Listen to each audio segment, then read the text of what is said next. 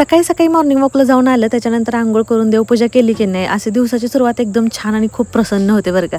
आता इथं माझी देवपूजा झाली होती, लगेच मी इकडं स्वयंपाकाला लागले आणि चपाती बनवून घेत होते, छोलेची भाजी बनवायची होती आणि इकडं तोपर्यंत आत्तींनी राईस बनवून घेतला होता, तर त्याच्यामधलं पाणी काढून त्या घ्यायला लागल्या होत्या इथं. आणि मामांचं डाएट असतं, त्याच्यामुळे मामांसाठी इकडं मग अंडी म्हणजे पोचडं बनवायचं होतं म्हणून लावलं होतं. आता हा आगारोचा एक बॉयलर आहे, त्याच्यामुळे ना मग काही टेन्शन नव्हतं मला. मग इकडं लगेच छोलेची भाजी बनवून घ्यायची म्हणून इथं मी मसाला हा म्हणजे तयार केला होता. एक 2 मीडियम साईजचे कांदे, एक टोमॅटो, लसूण, अद्रक सगळं असं भाजून घेतलं होतं तेल टाकून मस्त असं.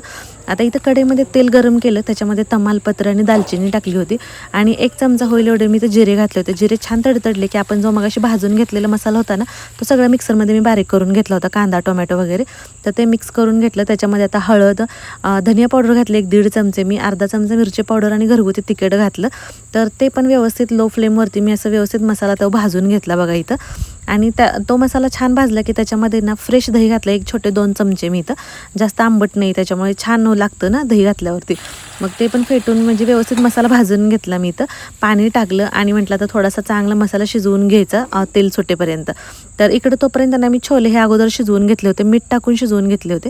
इथं मसाला आपला शिजला होता चांगला म्हणून थोडीशी कोथिंबीर टाकली आणि परत त्याला मी हलवून घेतलं आणि बघू शकता तेल किती छान सुटले मसाल्याला इथं.